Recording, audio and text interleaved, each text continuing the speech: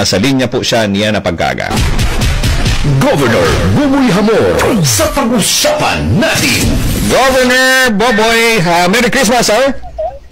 Merry Christmas. Yes, sir.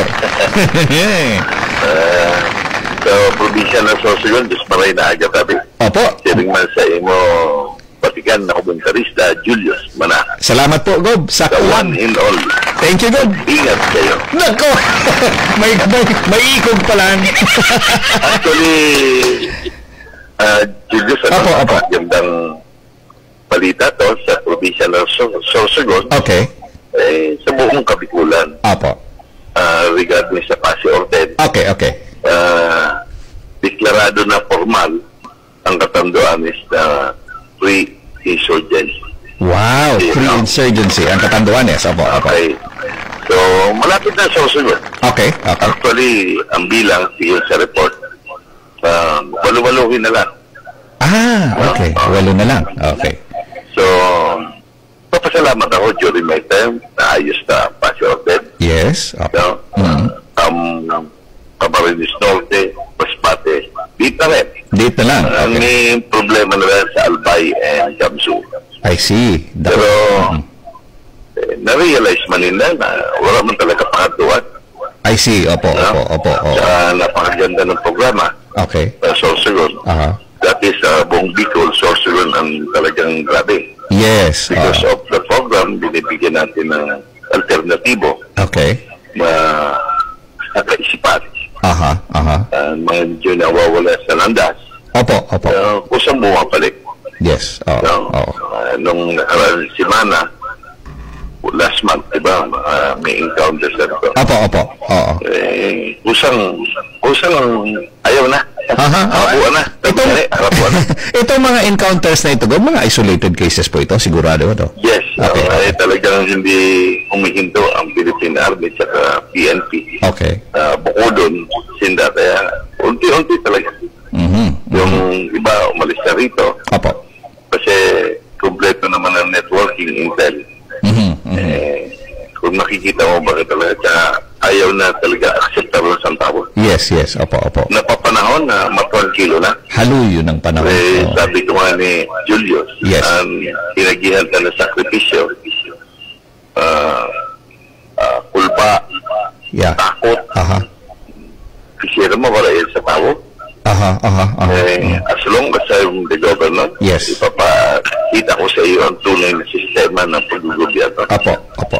na walang naiiwanan sa laylayan. Yes. Definitely, Gob, ito mga programa natin sa probinsya ng Sorsogon, isa ito sa naging dahilan kung bakit Yes, yung mga araw natin, Yes. binigyan natin ng yung pangalawang tsansa, ngayon nakakatulong sa programang kalikasan. Yes.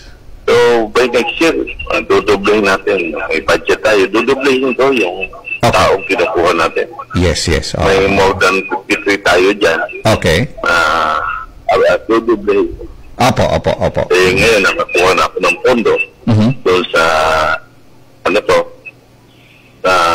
Kapayapaan Village. Okay. Ay gagawin natin dyan sa city. Hopefully, yung sinasabi na, marirealize. Masisimula na po yung Kapayapaan Village po. Sa Cambulaga, no? Opo. Si Senator Bato ang nagbigay sa atin ng pondo. Okay. At nakita niya, napakaganda ng programa, yung linatag ko sa kanya. Ay papupuntahan. Yes po. Kaya ang pakiusap ko doon sa mga nakitira pa, dito na ang tsansa, ay nagbaba na ngayon ang programa, yung amnestia. Tunay na amnestia, kaso may proseso. Yes. So lahat na may kaso na dating NPA, kasama na ron, mawawala yung kaso nyo. I see. Yakapin nyo lang ang kapayapaan. Opo. Sa mga previous experience, Gob, yung mga naunang bumalik, hindi naman kayo nahirapan na kumbinsihin sila? Actually, usa na mismo eh. Siyempre yung iba, encouragement. Okay. Saka yung binibigyan ng Kapitolyo na 100,000, malaking bagay. Okay. Malaking bagay. Malaking bagay. Sabi nga, maski sila, nagsasabi na wala talagang papupuntahan. Para makapagsimulaan na, Gob, malaking tulong. Ang gumaganda na ang buhay, yung namumuno. I see. Sila, lamok dito, nok-nok dito. Nako. Oo. Yun, kawawa. Yung murang kaisipan, sinamantala. Yes. Oo. Kaya kawawa na. Okay. Oo. Sana maintindihan po sa mga biktima to. Na dapat tulungan natin. Yes. That's why yung Kapitolyo talaga ay situate na huwag na magbalik sa Kung wala yung in terms of crime statistic. Yes. No, ito na lang na problema ko yung droga. No? Kasi 87% na mga nakakulong drug-related. Drug-related, opo. So, dahil nga sa gobyernong pinahiran natin, halos lahat busy. No, kunti na magdanakaw, kunti ang patayan. Okay. More on drug-related na lang mga kulong dyan. Okay. So, that's why iba kasi ang style ko, bago sa proper forum, council meeting, kinakausap ko muna yung mga naka-uniforme. Kung ganito ang gawin natin, at ito ang gusto kong mangyari sa buong Kapikulan. Okay. At nagbuka naman. Yes. Sabi ko, pwede pagmalaki, marami na naging ARPOC chairman. No? Yes, ngayon lang tayo nakapagdektarar ng isang probinsya na wala na MP. Okay. Ngayon lang tayo napatian na marami nagsusurrender. Dahil nga sa mga programang pinahiran ng lokal na gobyerno at ng national government. Ito, sir, na... ang pinaka-importante, during may umpisa namin ayoko na may abuso. Yan, tama. Kayo, mga naka-uniforme, itayo nyo ang dignidad ng uniforme na yan. Yes. Meron isang kaso sa Kamsur, ako mismo nag-recommenda na tanggalin. Nako, oo. Sana huwag tayo umabot sa punta na napakaganda na ng sweldo ngayon. Yes, oo. Pagmula sa Army, PNP, Coast Guard, PNP. Halos lahat po ng uniformed personnel. Laki. Ang ganda na ng sweldo. Ito nga sinasabi ko, samantalahin niyo to. Huwag niyo pagsamantalahan. Oo. Nandyan pag nag-a-apply nga yan, Gob, sa mga car loan sa bangko, approve agad Di ba? Yes.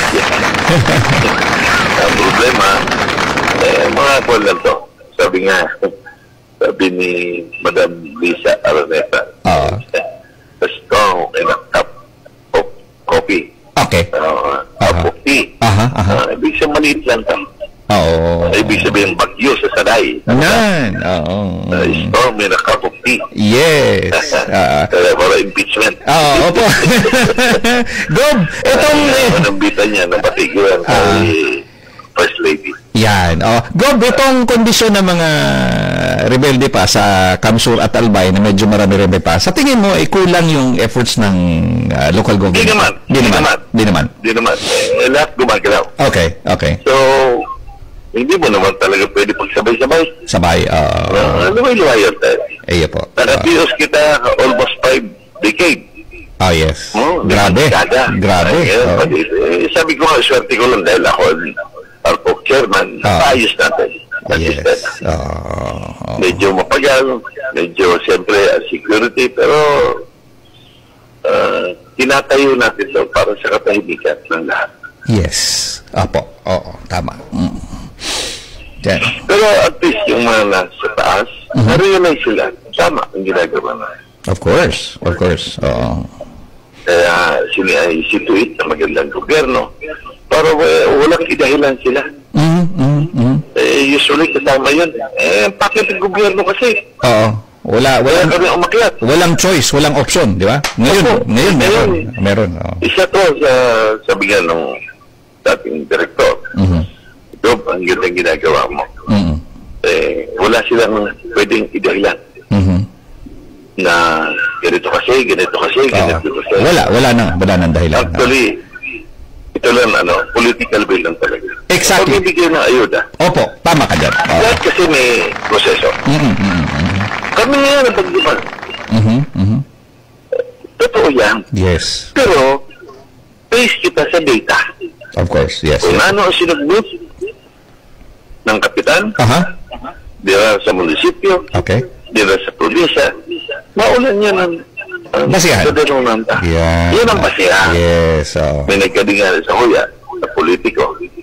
Sabi niya, pwede man yan. Hindi naman pwede. Kawa ko ang nagpipirma.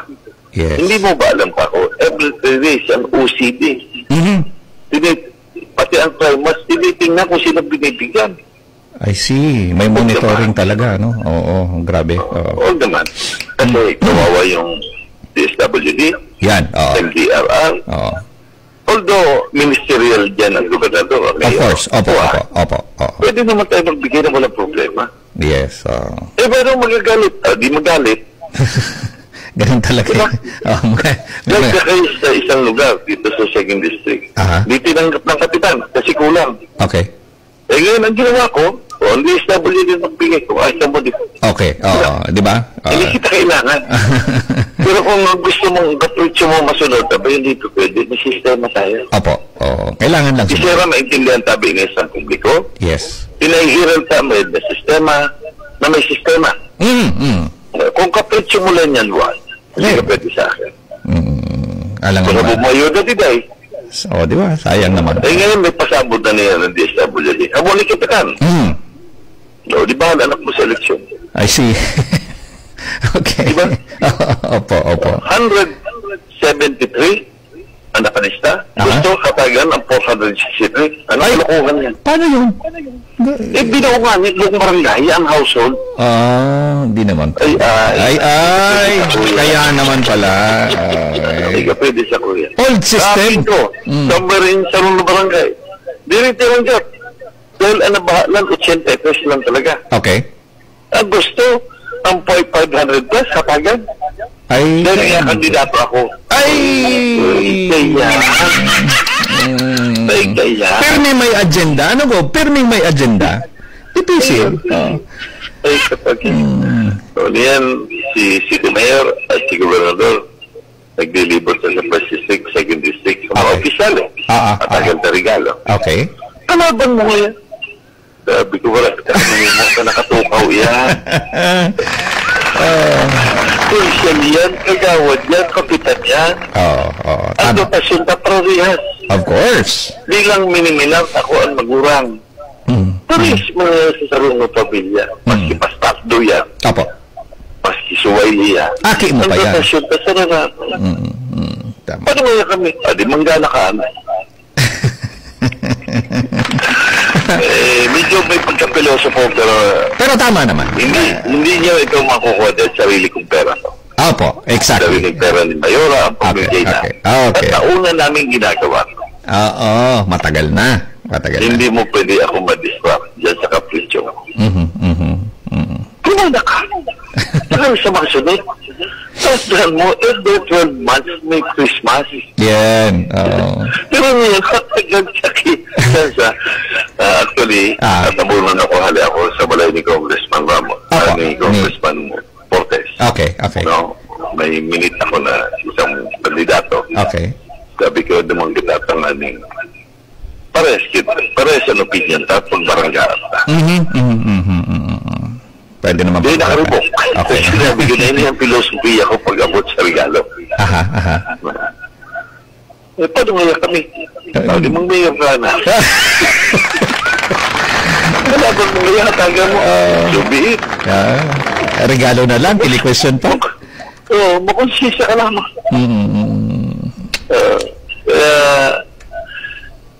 Gisera, I mean, pag-uugali sa gobernador, itindihan niya sa erayahon, pero praktika, totoo. Ang sarong leader ko, di man talaga mapiplis ka, boss, pero may madadagit.